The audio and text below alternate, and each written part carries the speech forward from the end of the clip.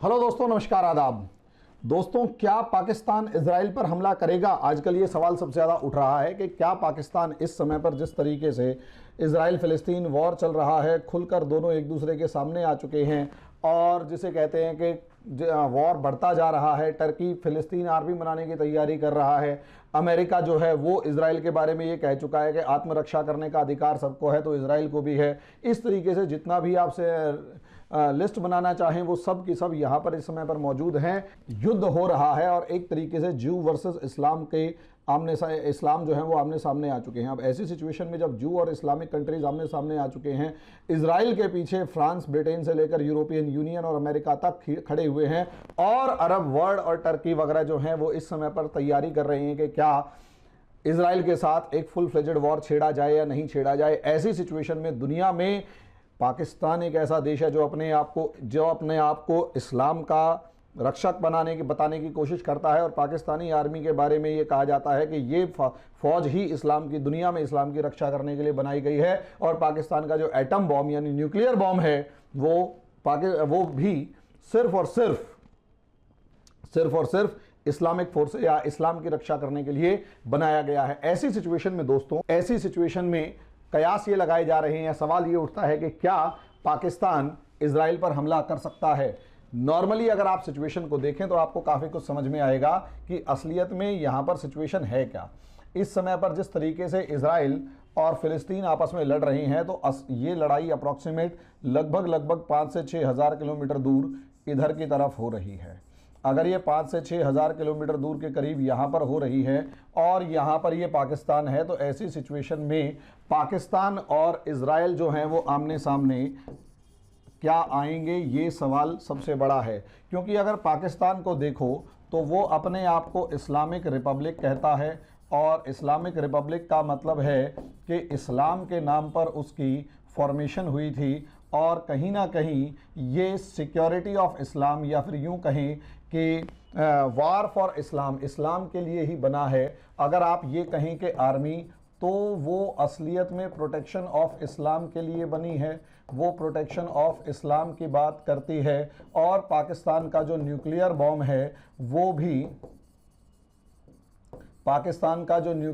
है वो भी प्रोटेक्शन ऑफ इस्लाम के लिए बना है। अब ऐसी सिचुएशन में जब पाकिस्तान हर चीज़ कह रहा है तो यहाँ इसका एग्जाम्पल कश्मीर से आप उठाकर देख सकते हैं। कश्मीर और इंडियन मुस्लिम्स के नाम पर पाकिस्तान ने खूब दुनिया के अंदर शोर मचाया, खूब ज़बरदस्त लेवल पर इंडिया को लगभग 70 साल परेशान किया, 71 साल परेशान किया और हालात जो हैं वो कभी भी नॉर्मल नहीं होने दिए। यहाँ तक कि 1947, 1965, उसके बाद 1984 71, फिर 1984, फिर उसके बाद 1998, 99 कारगिल वॉर। अगर आप लोग देखेंगे तो ये सारे के सारे काम किए गए और इतनी सारी लड़ाइयाँ, और उसके बाद इंसर्जेंसी की अगर आप बात करें तो टेररिज्म को भी फंडिंग ली गई। चाहे पार्लियामेंट पे अटैक हुआ, चाहे मुंबई अटैक हुआ, चाहे बालाकोट, चाहे पठानकोट, चाहे उरी, और न जाने कितनी लंबी चौड़ी सीरीज है। और कश्मीर के अंदर जो डिस्टर्बेंसेस हैं वो सारी की सारी पाकिस्तान के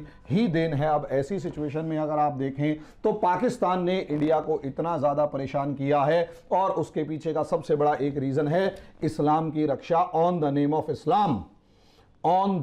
ऑफ इस्लाम पाकिस्तान ने इंडिया को इतना ज़्यादा परेशान किया। लेकिन क्या आज के दिन इसी इस्लाम की रक्षा के लिए पाकिस्तान इजराइल पर हमला करेगा? तो ऐसी चीज़ की थोड़ी सी जांच पड़ताल कर लेते हैं दोस्तों। तो सवाल सबसे पहले ये है कि क्या दुनिया में कहीं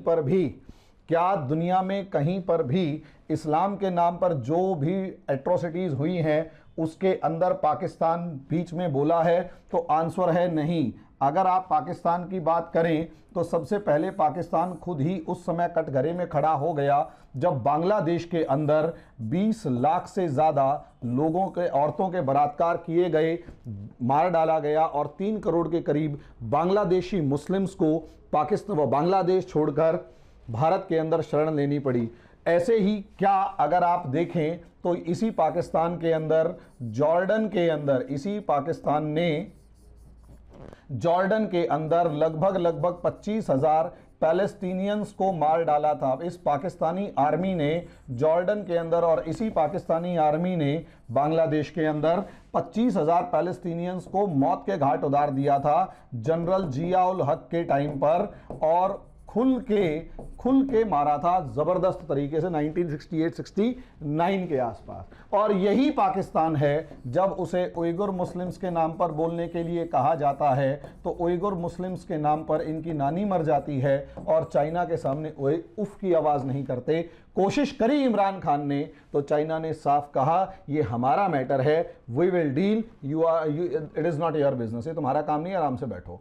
चाइना ने ऐसा हड़काया, इमरान खान और पाकिस्तानी आर्मी की घिग्गी बंद गई, सामने नहीं उठे, सामने नहीं मतलब आवाज नहीं खुली। और यही कारण है। और इसी पाकिस्तान को अगर आप देखोगे तो अफगानिस्तान के अंदर, खैबर पख्तूनवा के अंदर, यही पाकिस्तान इस्लाम को का जो रक्षक अपने आप को बताता है, वो जिस तरीके से बुरे तरीके से धुआं उठा रहा है या बुरे तरीके से लोगों को मार रहा है बलूचिस्तान में, ये सारे मुस्लिम्स ही तो हैं। तो ऐसे में पाकिस्तान के इस्लाम के नाम पर, इस्लाम के प्रोटेक्शन, इस्लाम की सिक्योरिटी के नाम पर जो डबल स्टैंडर्ड्स हैं वो सबके सामने आ रहे हैं। और असलियत में डबल स्टैंडर्ड्स सबके सामने आ रहे हैं और असलियत में उसने इस्लाम के नाम को इस्तेमाल किया अगेंस्ट इंडिया और पूरी दुनिया को अगेंस्ट इंडिया यानी भारत के खिलाफ भड़काए रखा। तो इसलिए अगर आप देखें, जो ये पाकिस्तान दावा करता है कि वो इस्लाम, उसकी सेना इस्लाम की रक्षक है, उसका न्यूक्लियर बॉम्ब इस्लाम के लिए है और सब चीज़ें इस्लाम की रक्षा के लिए हैं, तो क्या वो सही ठहरता है? तो आंसर है वो सिर्फ और सिर्फ इस्लाम के नाम को इस्तेमाल कर रहा है ताकि उसे अरब कंट्रीज से फंड्स मिलें इस्लाम के नाम पर, अरब कंट्रीज से फंड्स मिलें इस्लाम के नाम पर और इस्लामिक कंट्रीज की एक सपोर्ट मिले, इस्लामिक कंट्रीज की उसे सपोर्ट मिले। और इसी वजह से इस्लाम के नाम पर पाकिस्तान जो है वो सिर्फ और सिर्फ फंड रेजिंग, पैसे इकट्ठे करने के अलावा कुछ नहीं करता। वरना अगर देखा जाए तो इस्लाम के नाम पर जितना कहर ये पाकिस्तान ने ढा रखा है मुसलमानों के ऊपर, इतना शायद ही दुनिया के किसी दूसरे देश ने कहीं ढा रखा हो। लेकिन अब मजबूरी पाकिस्तान की ये बन चुकी है, इस समय पर मजबूरी ये बन चुकी है कि कश्मीर और इंडिया के नाम पर, कश्मीर और इंडियन मुस्लिम्स के नाम पर जिस तरीके से कश्मीर और इंडियन मुस्लिम्स के नाम पर पाकिस्तान ने जितना सपोर्ट सऊदी अरेबिया यानी अरब कंट्रीज से लिया, जितना सपोर्ट उसने टर्की से लिया, अब प्रॉब्लम उसकी ये आ चुकी है। और जितना ज़्यादा उसने इजराइल के साथ संबंध नहीं बनाए, यहाँ तक कि इजराइल को पाकिस्तान ने रिकॉग्निशन नहीं दी और पाकिस्तान ने इजराइल ने पाकिस्तान को और पाकिस्तान ने इजराइल को रिकॉग्निशन नहीं दी। और पाकिस्तान के जो पासपोर्ट है उस पर क्लियर वर्ड्स में लिखा हुआ है नॉट वैलिड इन इजराइल। समझे कि ये इजराइल के अंदर वैलिड नहीं है। अब ऐसी सिचुएशन में पाकिस्तान के अंदर पासपोर्ट के भैया इजराइल में वैलिड नहीं है, अरब कंट्रीज जो हैं उसका सपोर्ट मिल जाता है ऐसी। और यही एक रीज़न है, जब भी इजराइल पैलेस्टीन कॉन्फ्लिक्ट होता है, जब भी इजराइल पैलेस्टीन कॉन्फ्लिक्ट होता है, तब पाकिस्तान जो है वो इजराइल को धमकियां देना शुरू कर देता है कि हमारी एक मिसाइल इजराइल पर गिरेगी और इजराइल स्वाहा हो जाएगा। अब ऐसे में इजराइल और फिलिस्तीन की जो अपनी प्रॉब्लम, इजराइल फिलिस्तीन की प्रॉब्लम्स में पाकिस्तान ने शुरू से टांग अड़ाई है। लेकिन खास बात यहां पर देखने वाली है, 6 अरब इजराइल वॉर हुए हैं, 6 अरब इजराइल वॉर हुए हैं, 6 बार अरब और इजराइल आपस में लड़े हैं। लेकिन आज तक पाकिस्तानी जो यहाँ पर इन्वॉल्वमेंट है वो ना के बराबर है। अकेला तो पाकिस्तान ने कभी इजराइल के सामने इजराइल से लड़ाई करी नहीं, अकेले तो पाकिस्तान ने इजराइल से लड़ाई लड़ी नहीं, लेकिन कभी किसी अरब कंट्रीज का साथ भी नहीं दिया।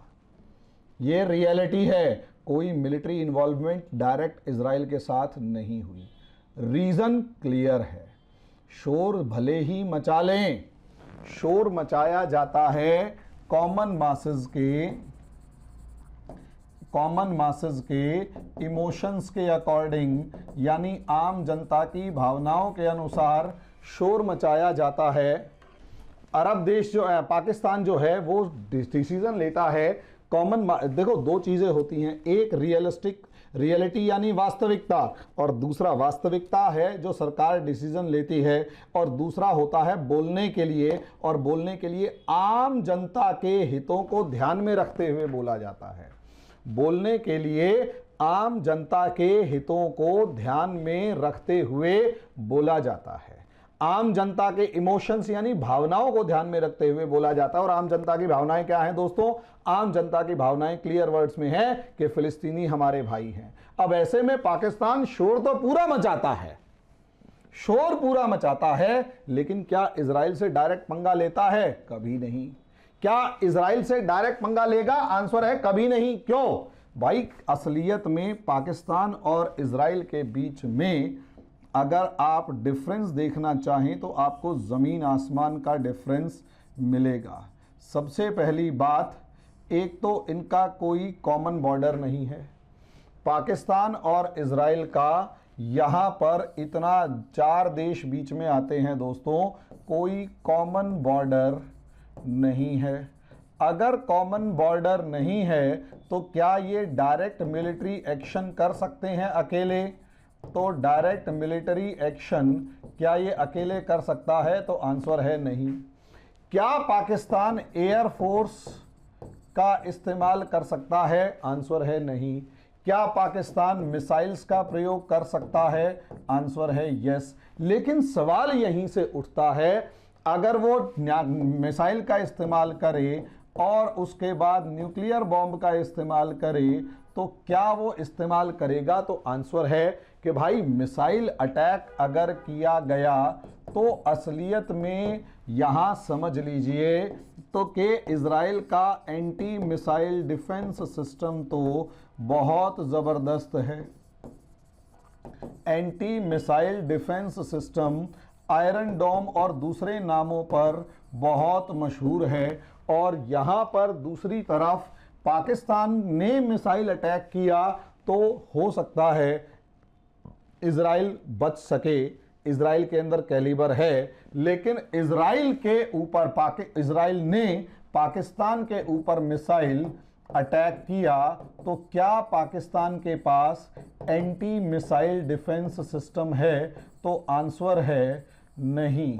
एंटी मिसाइल डिफेंस सिस्टम इसके पास नहीं है। और यही रीज़न है, अगर ताबड़तोड़ हमले होने शुरू हो गए तो पाकिस्तान इस नक्शे पे दिखाई देगा या नहीं देगा, पता नहीं। पाकिस्तान इस नक्शे पर दिखाई देगा या नहीं देगा, पता नहीं। और सबसे बड़ी बात, इतना इस मामले में समझ लीजिए दोस्तों कि भले ही यहां इजराइल आपको अकेला दिखाई दे रहा है, लेकिन पूरे का पूरा जो वेस्टर्न वर्ल्ड है, पूरी की पूरी जो पश्चिमी दुनिया है, अमेरिका और उसके अलाइज हैं, अमेरिका एंड इट्स अलाइज, ये सारे के सारे जो हैं वो इजराइल के साथ मजबूती के साथ खड़े हैं, इतना समझ लीजिएगा। और अगर ये इजराइल के साथ मजबूती के साथ खड़े हैं, ऐसे में अगर पाकिस्तान को दोस्तों देख लिया जाए तो इसके वेस्टर्न वर्ल्ड के साथ, चाहे वो फ्रांस के साथ तो पाकिस्तान का वैसे ही 36 का आंकड़ा हो चुका है, चाहे वो वेस्टर्न यूरोपियन यूनियन हो जो आज के दिन इसके ऊपर सैंक्शंस लगाने की सोच रहा है, कम से कम सैंक्शंस नहीं तो जीएसपी प्लस की जो कैटेगरी है उसको ख़त्म कर ही चुका है। रही बात अमेरिका की, तो अमेरिका और पाकिस्तान के रिलेशंस तब से ज़्यादा बिगड़ने लग गए जब ओसामा बिन लादेन जो है वो पाकिस्तान के अंदर मिला। और जब ओसामा बिन लादेन पाकिस्तान के अंदर मिला, उसके बाद पाकिस्तान और अमेरिका के बीच में एक विश्वासघात वाली सिचुएशन आ गई। पाकिस्तान अमेरिका पे और अमेरिका पाकिस्तान पर उल्टे सीधे आरोप मढ़ते रहते हैं और इन्हीं आरोपों का असर है कि कहीं ना कहीं अमेरिका हमेशा एक तरीके का बहाना ढूंढ रहा है पाकिस्तान को लपेटने का। और जिस तरीके से पाकिस्तान चाइना की गोद में खेल रहा है उससे तो अमेरिका और ज़्यादा नाराज़ है। अब ऐसी सिचुएशन के अंदर पाकिस्तान अगर इजराइल पे हमला सीधा करता है तो पाकिस्तान की इतनी औकात नहीं है। अब सवाल यह है कि पाकिस्तान कैसे हमला करेगा। तो देखो, हाँ, इन केस अगर इजराइल से कुछ इस तरीके का पंगेबाजी होती है या इस तरीके के फुल फ्लेजेड वॉर अरब और इस्लामिक कंट्रीज जो हैं इजराइल पर हमला करते हैं तो ये गारंटी की बात है, तो ये गारंटी की बात है कि पाकिस्तान जो है अपनी कुछ आर्मी कंट्रीब्यूशन जो है वो उस पूरी युद्ध में, वो उस पूरे लड़ाई में करेगा। वो आर्मी कंट्रीब्यूशन करेगा, बड़े स्तर पर नहीं, छोटे स्तर पर। लेकिन यहां पाकिस्तान का इकोनॉमिक क्राइसिस जो है वो इकोनॉमिक क्राइसिस और उसके बाद दूसरी सबसे बड़ी बात मिलिट्री वीकनेस, वो आज के दिन सबके सामने आ रही है, मिलिट्री वीकनेस। अब अगर आप सेना की कमजोरी को देखें तो यहां पर हालांकि पूरे के पूरे इस्लामिक वर्ल्ड के अंदर अगर देखा जाए तो पाकिस्तान की सेना ताकत के मामले में दूसरे या तीसरे नंबर पर, चौथे नंबर पर आती होगी। ईरान की सेना ताकतवर है, टर्की की सेना ताकतवर है, पाकिस्तान की सेना ताकतवर है, इंडोनेशिया मलेशिया की सेना ताकतवर है और ऐसे में पाकिस्तान की सेना नो डाउट ताकतवर है। तो ऐसे में लेकिन क्या ये, अब कौन किस नंबर पर आती है वो बाद की बात है, लेकिन क्या ये जो पाकिस्तानी आर्मी है ये विनर आर्मी है? तो आंसर है नहीं। आज तक पाकिस्तान ने जितनी भी लड़ाइयां लड़ी हैं वो सारी की सारी हारे हैं और यही रीज़न है कारगिल के अंदर जितनी बुरी तरीके से हार हुई थी उसी का नतीजा है कि इंडिया दो दो बार सर्जिकल स्ट्राइक कर चुका है। पाकिस्तान आज भी उस बॉर्डर को पार करने की हिम्मत नहीं जुटा पा रहा और इसका अंदाजा इस तरीके से लगाया जा सकता है कि आजकल ईरान भी पाकिस्तान पर हमला कर रहा है और अफगान फोर्सेस भी पाकिस्तान के बॉर्डर पर हमला करती हुई नजर आ रही हैं। पाकिस्तान तीनों तरफ से घिरा है और अब आर्मी जो है वो इतनी ज्यादा कमजोर है। और दूसरी आर्मी की कमजोरी की रीजन और भी है कि नॉर्मली आर्मी पाकिस्तान की आर्मी प्रोफेशनल आर्मी नहीं है। इजराइल की आर्मी टोटली एक प्रोफेशनल आर्मी है। इजराइल की आर्मी हमेशा से एक प्रोफेशनल आर्मी है। इंडियन आर्मी प्रोफेशनल आर्मी है। इसका पॉलिटिकल या इकोनॉमिक इश्यूज से कोई लेना देना नहीं है। इंडिया में मिलिट्री का, इंडियन आर्मी का, इंडियन फोर्सेस का किसी भी तरीके से इकोनॉमिक इंटरवेंशन नहीं है। वो किसी तरीके की फैक्ट्री, गोला बारूद, किसी भी तरीके की जॉब्स, सर्विसेज नहीं प्रोवाइड करती। उनका सिर्फ एक काम है रक्षा। लेकिन पाकिस्तान को अगर आप देखो तो पाकिस्तानी आर्मी प्रोफेशनल आर्मी नहीं है, बहुत ही अनप्रोफेशनल आर्मी है। और उस अनप्रोफेशनल आर्मी को इससे अंदाजा लगा सकते हैं कि पूरी पाकिस्तान की 20% जो इकोनॉमी है वो पाकिस्तानी आर्मी कंडक्ट करती है। ऐसे में इकोनॉमिक इंटरेस्ट्स पाकिस्तानी आर्मी के हमेशा बने रहते हैं और इकोनॉमिक इंटरेस्ट में पाकिस्तानी आर्मी अपने वॉर विनिंग कैपेसिटी को बढ़ाने की जगह अपने इंटरेस्ट्स क्रिएट करती है। प्लॉट कट रहे होंगे तो ये जनरल कर्नल पहुंच जाते हैं आर्मी के, मतलब और कहीं जॉब्स लग रही होंगी, फैक्ट्री लगानी होगी तो आर्मी सारे काम करती है। 7% अगर इकोनॉमी पे आर्मी का कब्जा है तो आप समझ सकते हैं। तो ऐसी आर्मी प्रोफेशनल आर्मी नहीं है और ऐसी अनप्रोफेशनल आर्मी को जब भी बैटल फील्ड में उतारा जाता है ये लोग भागते हुए नजर आते हैं। तो अगर इजराइल से ये लोग सीधे लड़ पड़े तो इतनी मिसाइलें पड़ेंगी कि उस कहने की हद नहीं। और अगर ये लोग इजराइल के ऊपर मुस्लिम देशों के साथ मिलकर लड़ने की तैयारी करते हैं तो भी ये आर्मी पिट के ही आने वाली है। पाकिस्तान की आर्मी बाकी सभी इस्लामिक आर्मीज में एक कमजोर कड़ी साबित होगी। आगे वाले समय में क्या होगा वो तो समय बताएगा, लेकिन पाकिस्तान इजराइल पर हमला करने की हिम्मत नहीं जुटा पाएगा। आज के लिए इतना ही, धन्यवाद। You can download our app from Play Store for free live demo classes.